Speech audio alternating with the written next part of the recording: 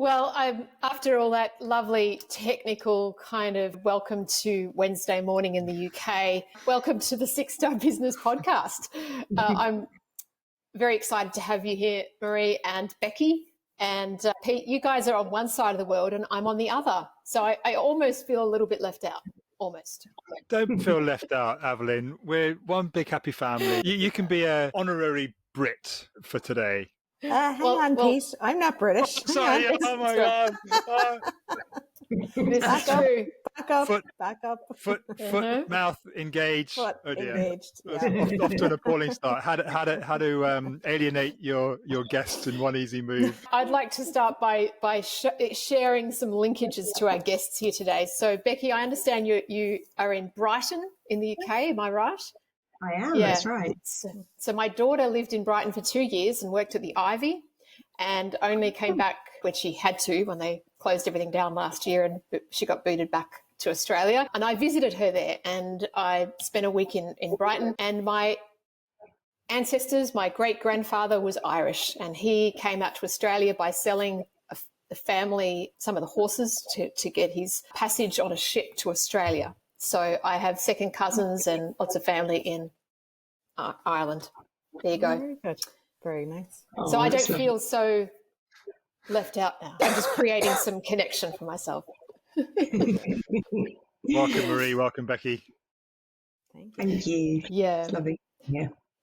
So to get us started, what would be great is if I'm going to ask both of you to introduce yourselves for our listeners' benefit so they can get to know you a little bit better, because obviously Pete and I know you a little bit already. So to start with, just tell us your name, where you are in the world, who you serve, and perhaps something that you like to do outside of work when you're not working. Who would like to kick us off?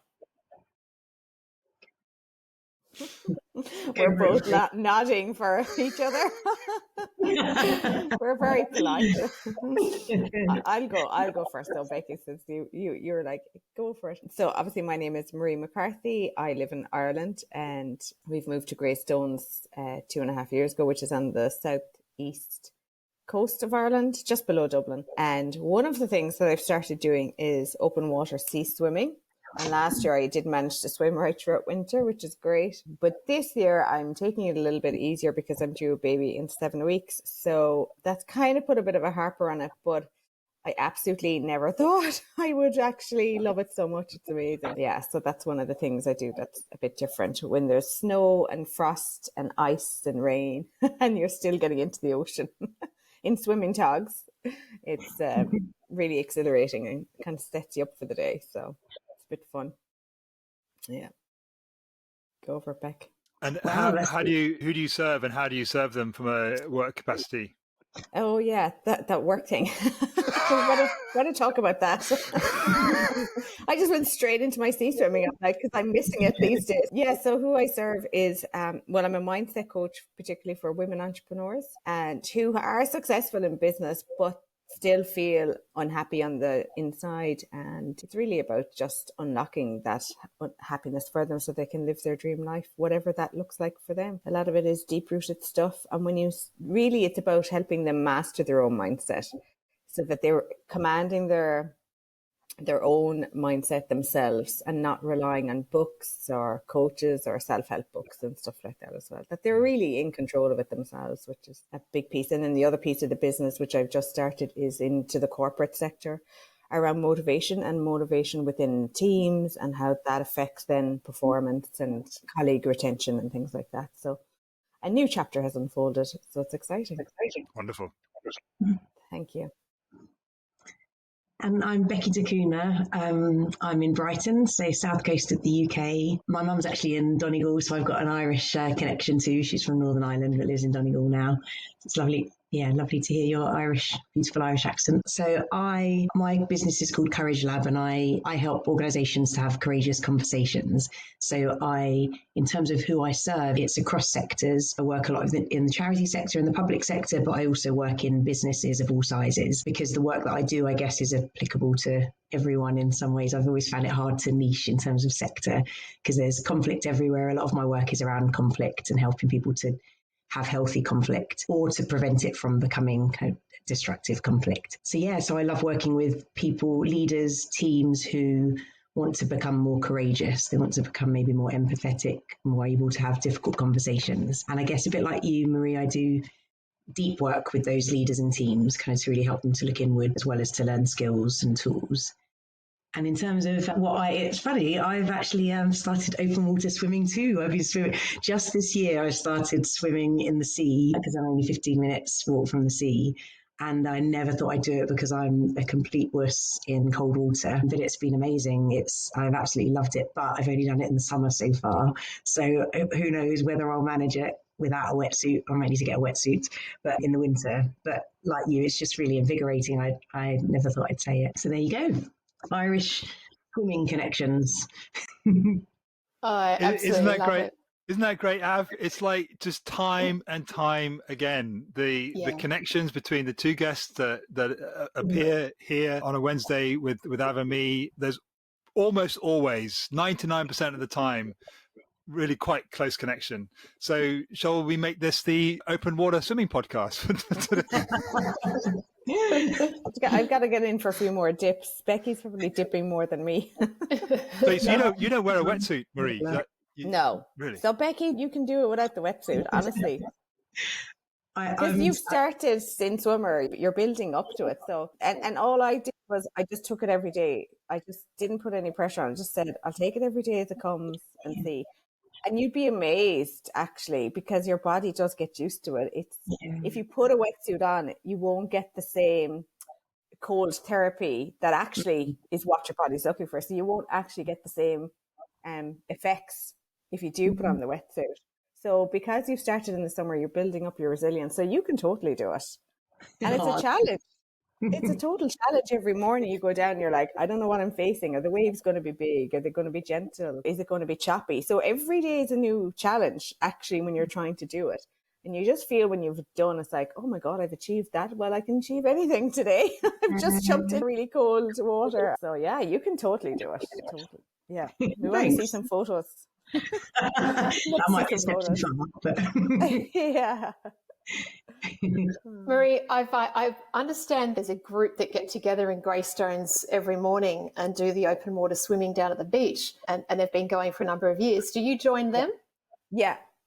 So it's they've been doing for about 6 years, and that's the group I joined last year. Yeah. So normally we would be up at 5:30 and go for a swim around 6, kind of 6:30. And it started with the Happy Pair. There are 2 vegan guys who are globally renowned at this stage, and they're lovely. So it's gorgeous because it's more of a community. So they bring down flasks of tea, and then we have cake and celebrate. And if it's someone's birthday, everyone gets their birthday celebrated, which is amazing. So yeah, but they're very hardcore now. They're like literally religious at it every day. I was too last year, but obviously this year I'm taking it a bit easier. But it's great. It's lovely if I go down on a Saturday or Sunday, and it's just to meet the crew, and then we go for coffee after. And oh my God, it was amazing. Yeah, helped through lockdown a lot, big time. So I wonder that's funny. That's funny that a person in Australia knows about that. Well, I wondered how Evelyn did know, and I thought, because I've kind of doing real time research on I guess. But as soon as you mentioned the Happy Pair, I know that Av's a huge follower of those two, so that's how she knows. Oh, I'll have to get a message out to you. So it sounds a bit like. Sorry. I was just going to say, it sounds like a bit like a metaphor for life, what you were saying there, Marie, about just going there and you don't know what you're going to face with the water. How have you found kind of, obviously less now as your sort of pregnancy's coming to the end, but how have you found that kind of daily habit affecting other aspects of your life? I think it's the fact that you face a challenge first thing in the morning, and you're facing probably a number of challenges. One is getting up at 5:30 because I love my bed. So that's the first challenge. And that's quietening your internal critic. It's quietening your saboteurs. So that's the first challenge. And then the second challenge is it's raining, it's cold, and you're like, I'm going anyway. And you go down and you meet the community. And then you don't know what you're facing because the water could be choppy or a thing. So there's a multiple set of challenges that you face. And I have found, I suppose, since I started my own business, it certainly brings an awful sense of calmness. You do get the cold water therapy and all that science that it does for you, including your vagal, improving your vagal tone and cleansing your aura and energy releasing for the day. But the biggest thing I've probably found with it, setting up my own business is daunting for anyone, as we all know. But I used to just say to myself, well, I've faced how many challenges already this morning and I've overcome them. And the biggest one was getting into the water. And maybe it could be choppy, maybe there could be some bigger waves. And then, so it's like, well, I have to do something with work that's a little bit outside my comfort zone. And I said, well, hang on, I've already been outside my comfort zone. It can't be any worse.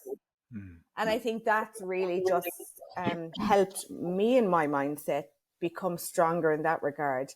As in, you have faced some challenges already, and you survived those. So you're reducing the fear element within your own psyche and saying, yeah, I had the fear, but I've overcome it.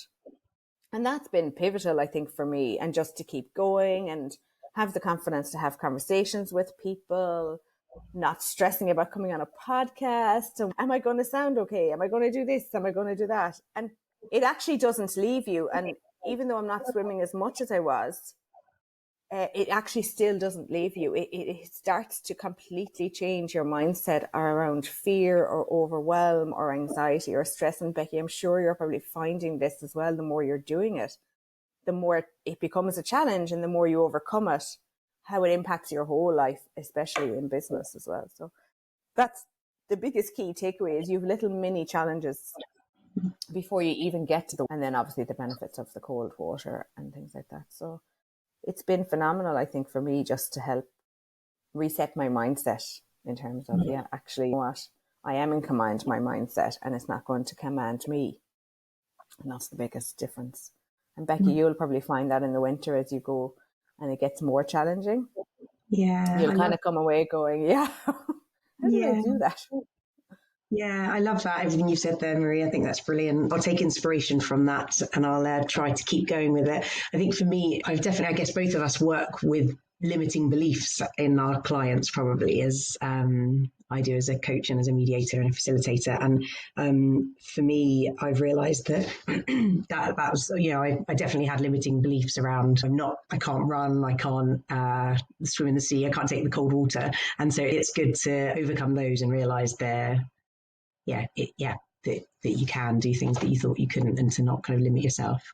But also I just find it's a very mindful thing to do. It's I quite enjoy it. Just sometimes it's with a friend, but often it's just on my own. And actually I don't have enough time in solitude with two youngish kids and as an extrovert. So it does me a lot of good to just, and also the spontaneity of it. It's probably a bit different to you actually, Marie, because I quite often do it after a run. If it's because I'm really hot, I just think, I'm just going to have a dip and cool down. So no swim stuff or anything, just underwear, hoping that no one's around. Brilliant. Just that, it's really liberating. Yeah. Good for you. So that's kind of, it's similar, isn't it, with the limiting beliefs and doing something to challenge yourself like that. And then obviously, I think when you're working with that as well, Beccie, because we work in that space, it helps then, I suppose, give courage to our clients and the people we're working with to say, listen, we know it's hard. Try and challenge yourself and you'll overcome it. So it's interesting. Yeah. It's not just lip service or it's not just a concept. It's a lived experience of knowing, isn't it? Yeah. And coming from that place of completely knowing those fears that you're going to face before you get in that freezing water. And I have great respect for both of you because I live in an area where the water temperature never really gets below maybe 17, 16 degrees, maybe in winter. And I bought a wetsuit, and most of the surfers around here wear full steamers in winter. Yet if you came out here and swam in the water, you'd be like, oh my gosh, this is warm. Yeah, it's balmy. That's right. Yeah.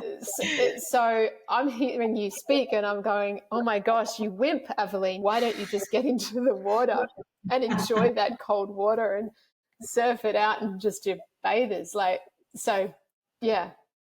it's a complete mindset over, isn't it, Beccie? Although I am feeling a little bit of envy of you now, Evelyn. So I think I'm not quite at the stage that you're at, Marie. I'd probably still quite like it if the sea was a bit warmer. I guarantee you, I was like, but I guarantee you, I was like that as well, because I'm the coldest creature alive. No one in my family can believe I swam like right throughout winter. And we grew up by the sea in West Cork, and we never did. It wasn't a really thing. But here in Greystones, it is a big thing. And there's people in their 70s and 80s still going in at lunchtime. There's a lunch club dip. They still get in daily, and they're the fittest and healthiest people. But like, you would be surprised. It does actually surprise you how much you actually crave the cold water. And I found even last year, if I didn't get in for a swim, I'd be having a cold shower. Like literally, I would have to turn it on onto freezing cold from the head down to get that hit and get that fix. But it's our mindset has programmed us to go, oh no, it's freezing. I'm never going to be able for that. And that's all about who are you listening to? Who's in command? Who's in command of your mindset? Is it you? Or is it your inner critical voice or your saboteurs? So it's just fascinating then when you link the mindset and the cold water therapy. It's just fascinating, I think, the linkage between it. So, and I think finding a tribe and a community is a big part of it, I think, because trying to do it on your own is a lot harder. Whereas when you get up and you meet people and you have a cup of tea or coffee after, I think it's been amazing. That'll drive you on as well. So find your tribe or someone to go with. It's amazing. Yeah.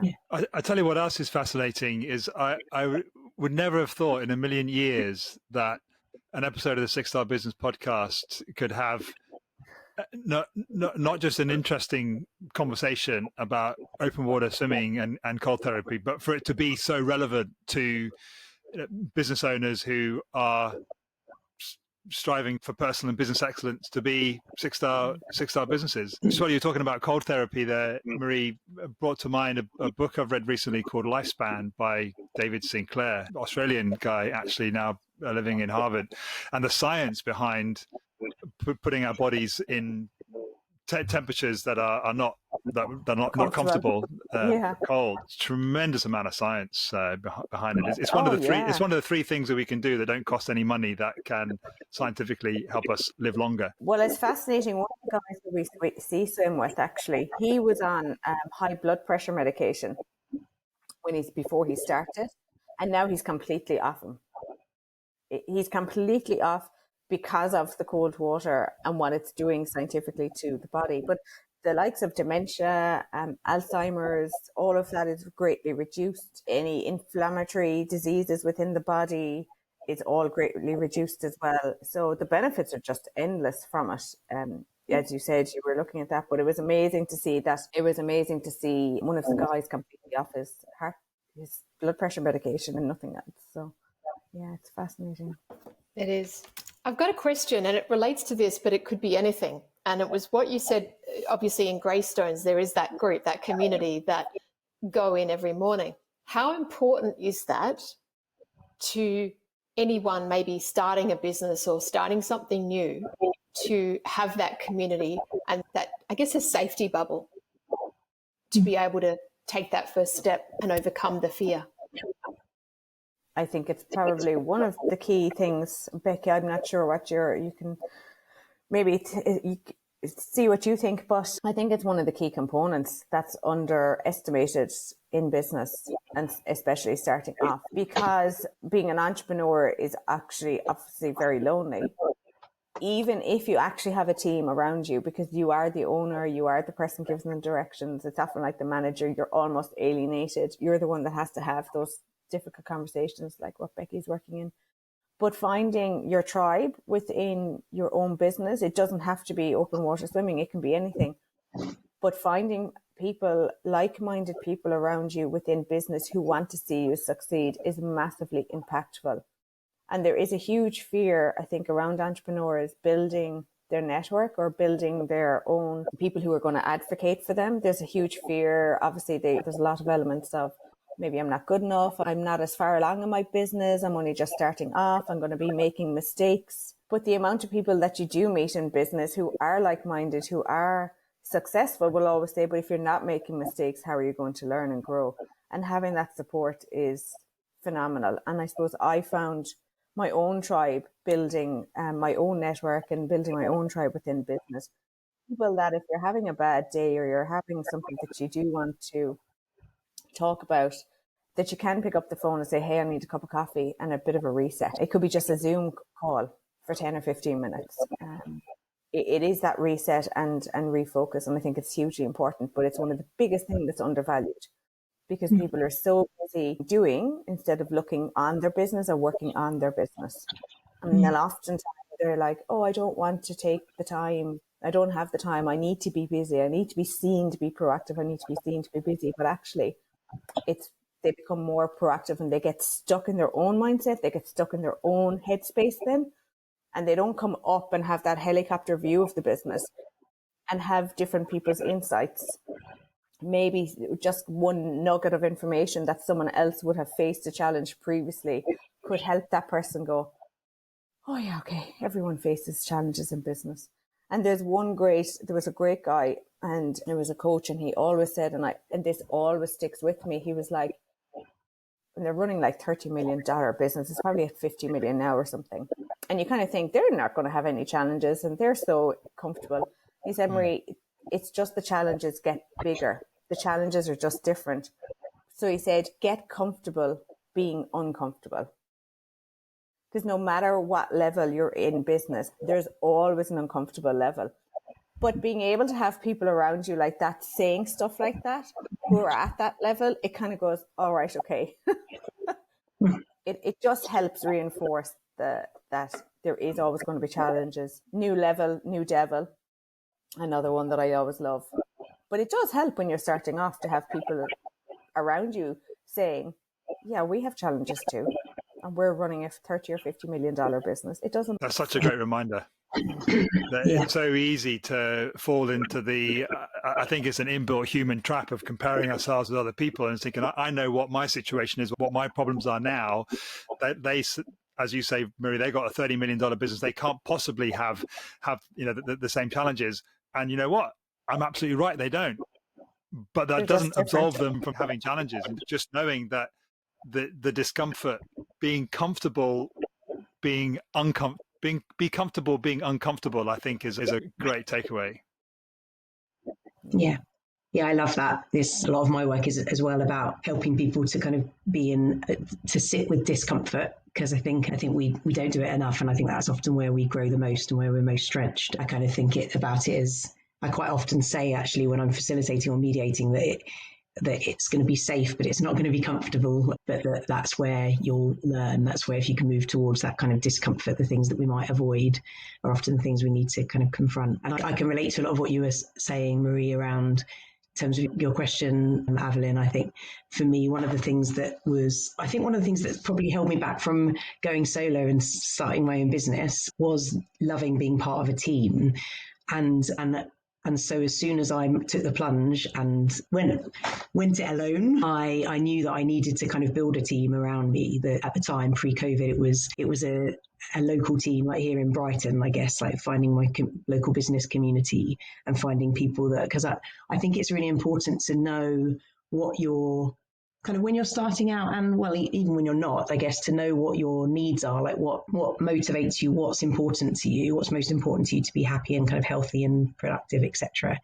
And for me, it's one big thing is connection. It's that connection with like-minded people, and also learning, like knowing that I can continually learn, like what you were saying, Marie, really having people that I can learn from. And so I surrounded myself with those people, found my kind of a community, and then that really helped through COVID. Otherwise, it would have been obviously really isolating.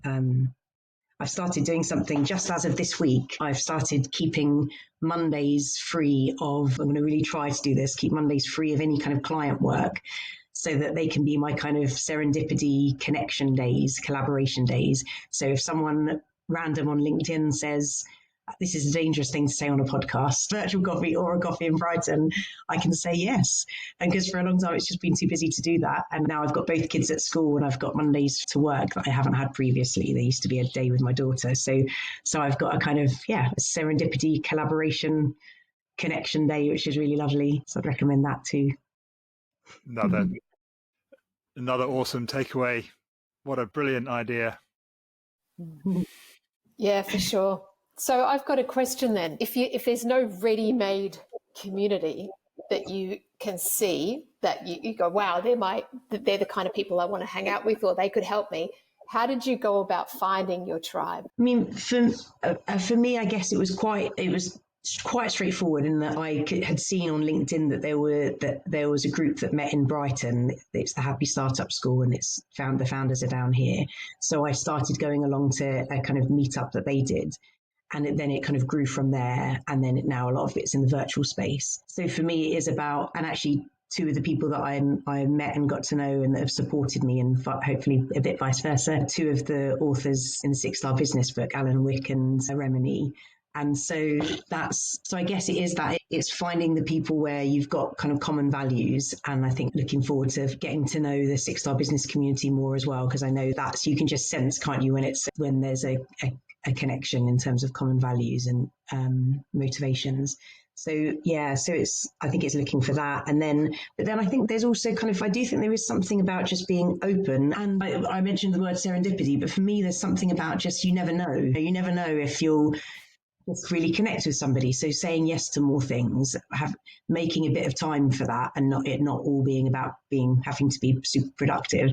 You never know if a virtual coffee with somebody, that could be somebody that you could support each other, or someone where you might be able to collaborate, and it can grow from there. Yeah, I'd agree with Beccie on everything. And it can just happen, I think, organically and naturally as well, I think. And I think Beccie hit the nail on the head, saying yes to more opportunities. I think will just open more doors, and not to overthink it. I think a lot of the time people kind of sometimes go with an agenda, whereas if you just go with no agenda and just get to know, like, and trust people, I think that's a big part of building your community. But just start networking, I think, is a big thing. For me, it was all virtual anyway, because I started in COVID. And I think just networking is the biggest thing. Go along to as many events as you can. If you're invited onto podcasts, go. This has been an enriching conversation this morning. It's brilliant to get to meet Beccie, get to know Evelyn a bit more. So just saying yes to stuff, I think, as Beccie said, is key. And just don't go with an agenda for something to come out of it. Don't always have an outcome at mind. Excuse me. Go with an open mind, I think. And if you approach it that, like, it's not all about you and you could maybe help someone else, I think that comes back actually in a lot more in abundance back to you. I think that's probably my approach, is like, okay, let's have a chat and see. Okay, I'm not sure where this is going to go, but hey, we'll have a look and see. I might be able to help someone in the future. And I think that's part of being a 6-star business, isn't it? Mm. Yeah, it's a case in point, Marie, with me and thee. I mean, it was a random serendipitous connection that the AI engine of Lunch Club came up with to put us two together. I think I stood you up once, you stood me up once. Yeah. But eventually we got together, and it's been amazing. You just say yes. And how important do you think because you've used the term no agenda a couple of times, and when people say something more than once, it's normally an indication that it's important to them. So why have you kind of focused on this no agenda? Because I think a lot of the time we get too caught up in ourselves and what we're getting out of it, or getting out of meetings or getting out of podcasts, instead of actually focusing on, we're all in business to serve others, aren't we? Technically. So anyone who has their own business has customers that they want to serve. The more you make it about those people that you're serving, or someone is listening, or in that space, it could be on your social media, it could be on a podcast, the more you make it actually about other people, it reduces then down your overwhelm about, how am I going to sound? What's going to be the outcome? Am I going to get something from it? And it completely removes it. And it becomes much more of a natural flow of conversation, and you end up probably getting better outcomes than you ever imagined. But when you make it less about you and focusing on your customers and focusing on serving them and your clients, then an awful lot of the challenges, anxiety that builds up as entrepreneurs, am I doing this right? Am I doing that wrong? It just diminishes it. So I'm a big believer in everything now that I'm looking at it, doing or saying yes to or having conversations. It's not about me. If I'm doing a webinar tomorrow night, it's not about how I'm presenting. It's not about how I sound or how I look. It's about what's the nugget of information that's going to help someone. I think it's a big lost opportunity in business because a lot of the time people tend to forget and focus on the P&Ls, and you're looking at your profit margins and you're looking at your lead generation and you're looking at this, that and the other, which has to be done, obviously. But it's just refocusing, I think, and looking at it from a different perspective, I guess. I'm not sure what Beccie thinks, but that's kind of my thing on it anyway. I love that. Yeah, I love everything you said there. And there's something about, isn't there? I mean, I know that there have been times, I guess, since starting my business where I just haven't been able to I've felt like I haven't been able to fit in anything that's non-essential. And so I guess I suppose there are seasons sometimes. There are times where it's just a bit relentless. But I know that I got to a point this year where when I was thinking about what I wanted to achieve in terms of my business this year, and for me, it was about the business serving my life. It was about kind of starting to carve out different rhythms that were healthier and more kind of balanced. And so it was, and when I did an exercise through the Happy Startup School, actually reflecting on what are my kind of core needs, that really helped me because I realized, I do love spontaneity. I do love serendipity. I do like meeting new people. I like the possibilities and being in that realm. So, and if all I'm doing is just delivering back-to-back work, there's no space for that. And then there's no space for that kind of creativity. And so it's something about, then realigning everything and deciding actually, so I in some ways I'm losing a day of earning potential, but actually I am and I'm not, because there's something about kind of trusting that actually, as you say, Marie, going into being a bit more open-hearted, I guess, or an open-minded, who knows what can kind of happen in a year or two's time. Like they had this wonderful conversation on Monday, this coffee with somebody who I've been wanting to meet with for about a year, but again, I hadn't had time. And we actually met in person for a coffee in Brighton, and she does work in resilience coaching and training. And both of us were our clients need each other. It was a really, as well as knowing that there's a potential friendship there and we might support each other more because we got on really well, we also realized that actually so often I'm working with teams that are in conflict, but there's an underlying stress issue that needs to be addressed and burnout. And so often she's working with stressed and burnt out, but they've got a conflict with their board that they're not dealing with, and that really needs to be dealt with. So it was just realizing that this synergy and that we could be really supporting each other and referring work to each other, and it will help our clients as well. So it is that kind of, you never know. But I agree with you, Marie, about not going in with a set agenda. I started out going to networking events thinking this has to be about generating leads. It has to be about finding business. And then I realized after a few months, actually it's not. It's about, building a network, getting to know people who might be able to help. They might be able to help you. It's life-giving somehow and energizing. But look at the outcome that unfolded from that simple coffee. Yeah. Because and as well as that, sorry. Yeah, no, it's true that it was amazing in terms of it. There's an amazing potential there. And then I posted on LinkedIn. I also had this energy that made me want to write. I wanted to, because that's what happens often. I have an interesting conversation. I then want to post something on LinkedIn about it. And so I just had this kind of inspiration to write a LinkedIn post about that kind of connection between resilience and conflict. And as a result of that, there's one of my clients got in touch with this woman who I'd met. And so she's probably got a new client from that, which is wonderful. But it also gave me this energy, this creativity, it gave me ideas and connections in my mind. So it's that you can't put a price tag on that, can you? Yeah, I know. That's amazing. That's brilliant. Yeah, love that. There is a saying comes to mind. I've probably said it more than once on the podcast already, but it's quite pertinent to what we've been talking about. And that's the fact that opportunity comes attached to people. So if you want more opportunity in your life, in your business, then you've got to meet and connect with more people, because opportunity doesn't come in isolation and in a vacuum.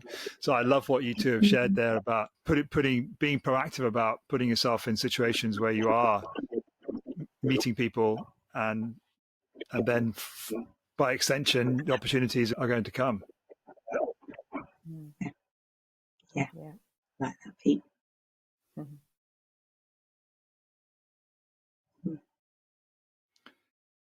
Are you poised, Evelyn? You look no.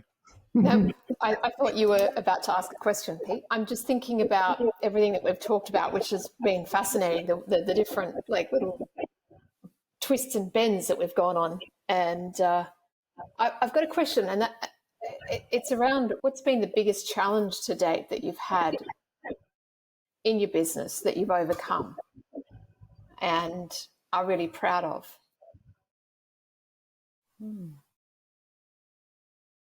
Good question, Evelyn. That's a great question. Is there only one? Oh, I don't know about you, Becky.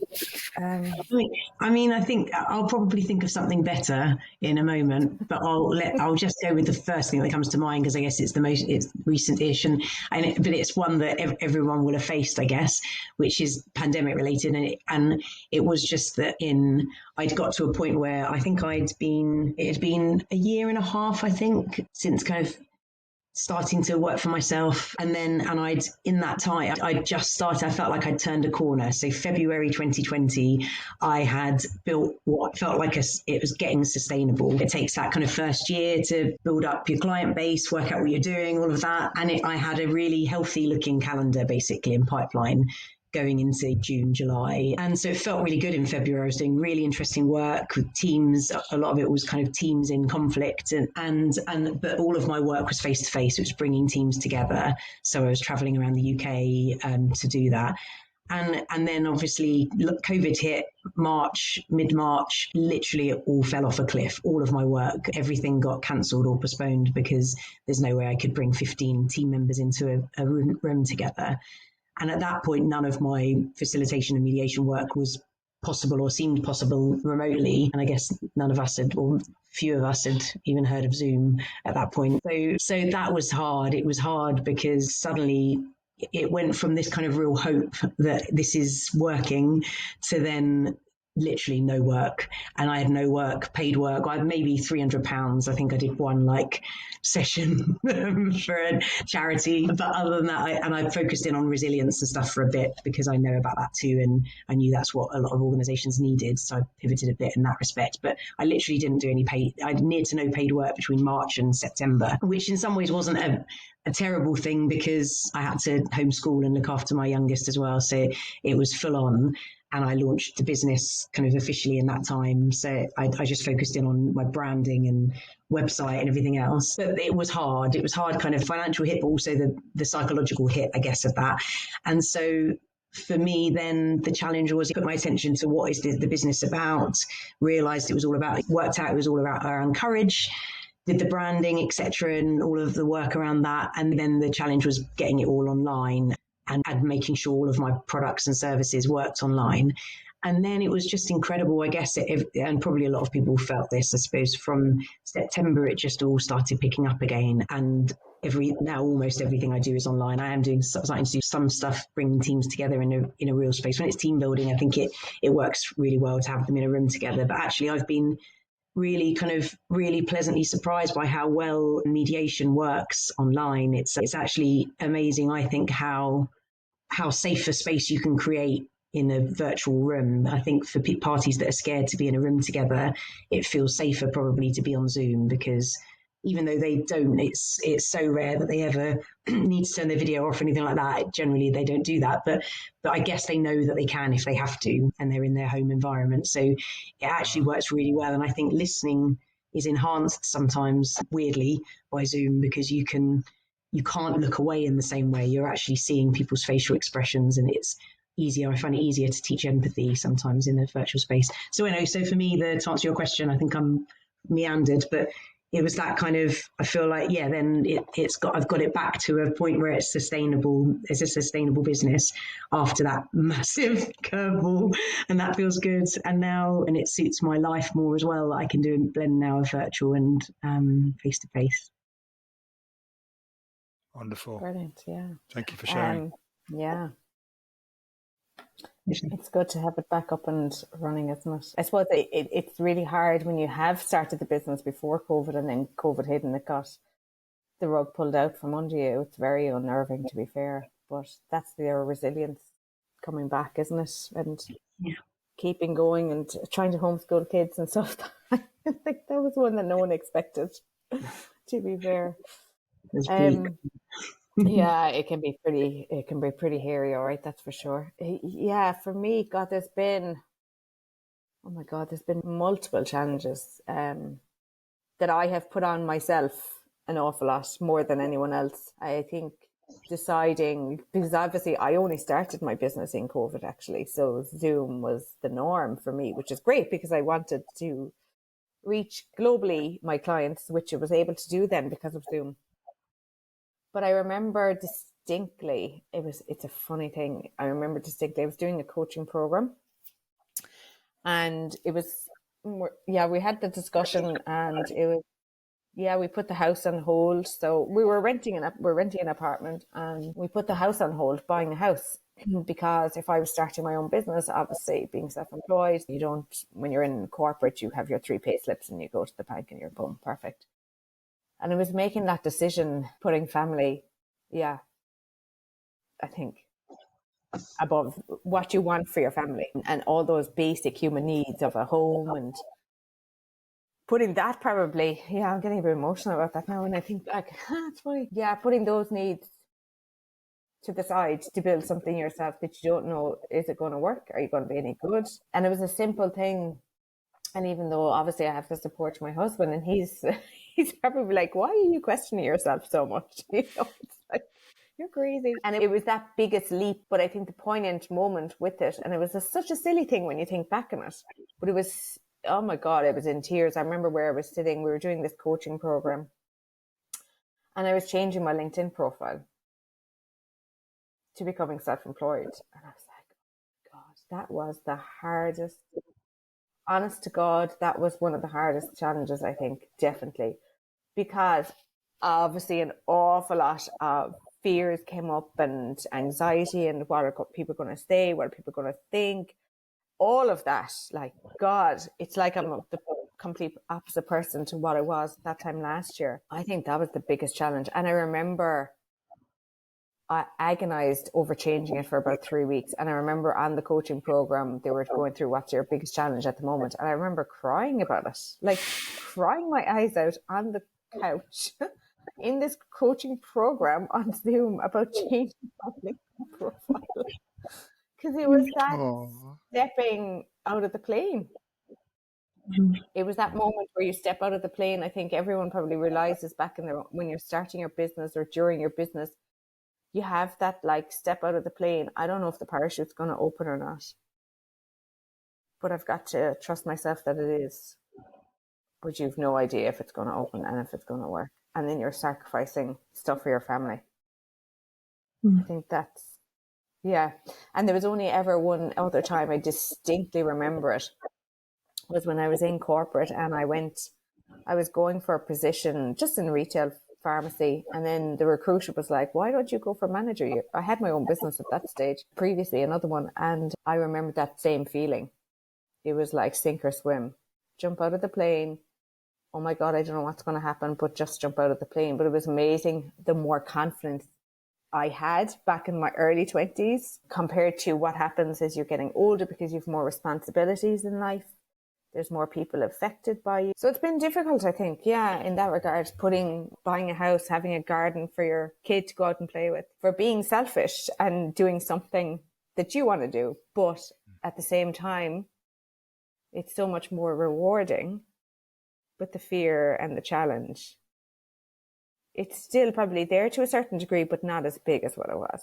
So it's frustrating a lot of the time, but we're getting there. We're nearly there. And the beauty of it then is obviously I got to spend more time with my daughter, and we have another one on the way, and it's opened up so many other doors and such a completely different way of living that a lot of people feel guilty for wanting to have that, because I had a successful career in corporate and I ticked all my boxes that I wanted to achieve.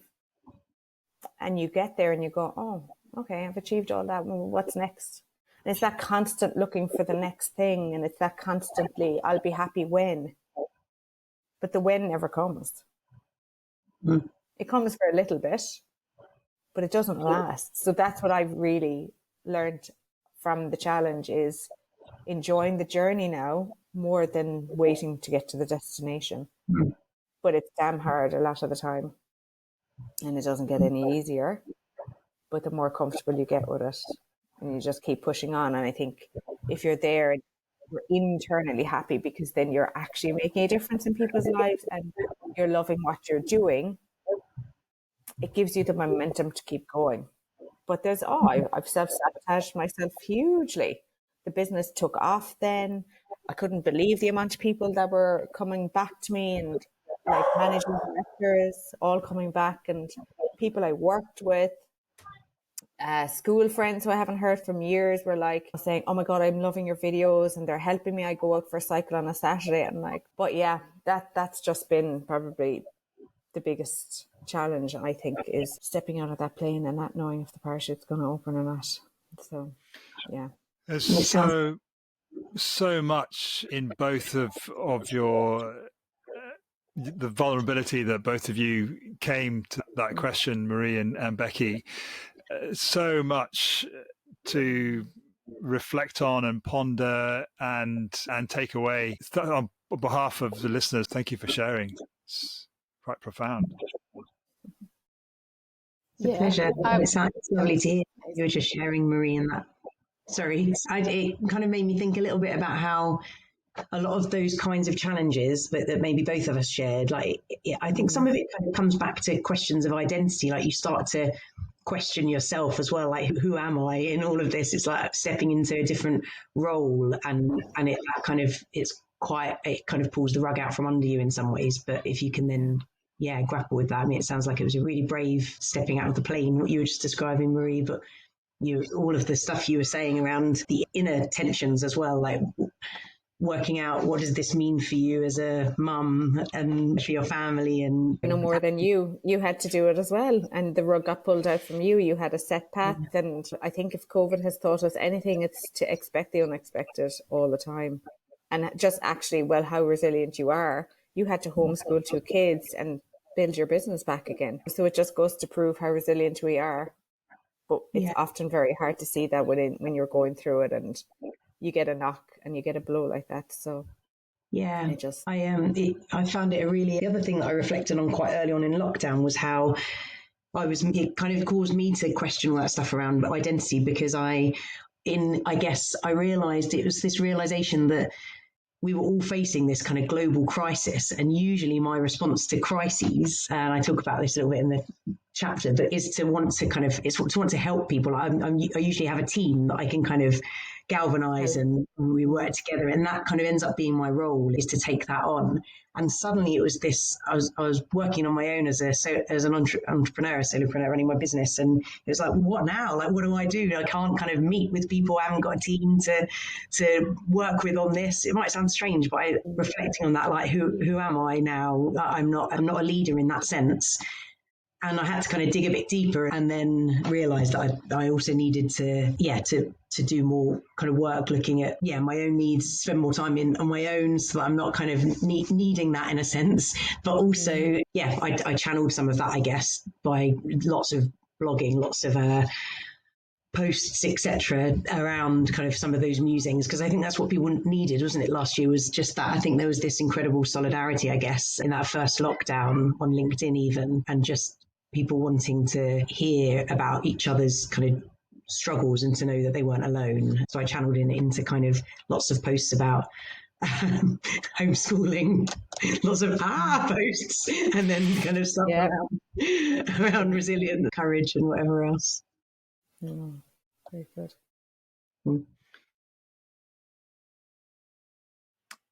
I'm sure you've got your eye on the clock, Av, as I have. Just as we sort of come to, sadly, having to sort of draw the threads of this conversation together and go our separate ways, one of the things we like to ask our guests is, what what one thing, tip, idea, suggestion could you leave our listeners with before we close off? Just so they can take away. One comes to my mind. I've seen Beccie looking up.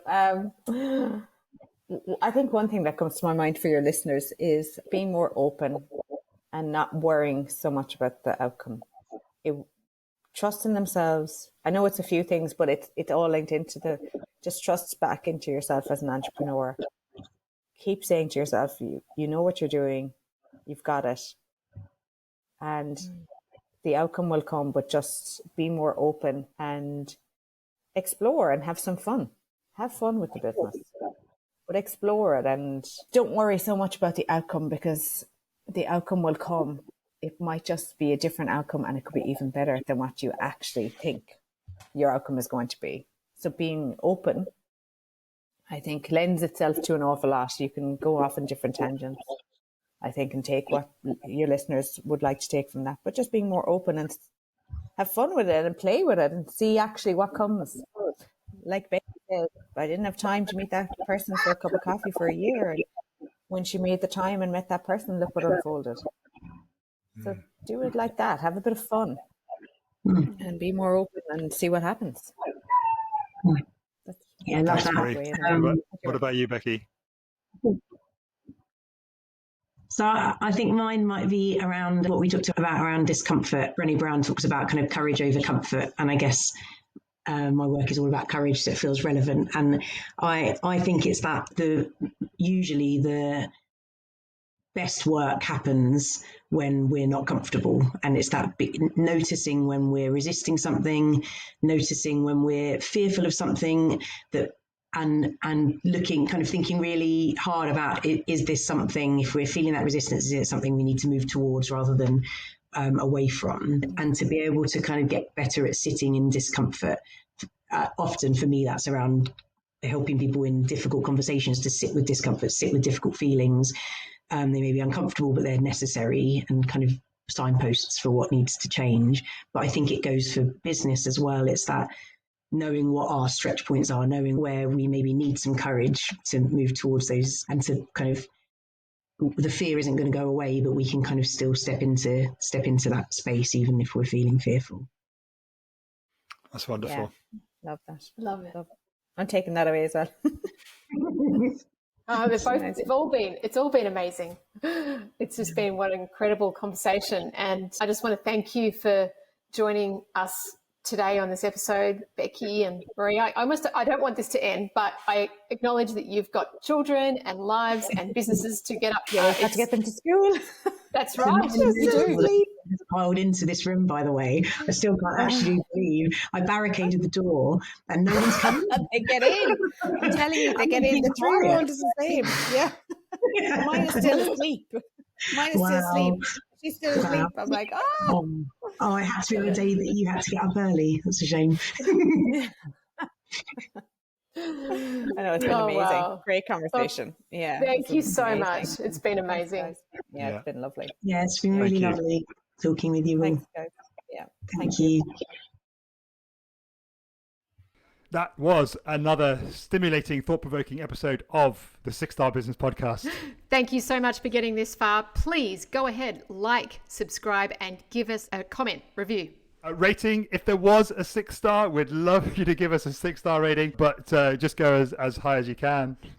And if you want to continue the conversation with us and all the cool people who've joined us from the podcast, head on over to apply.6starbusiness.community. See you there.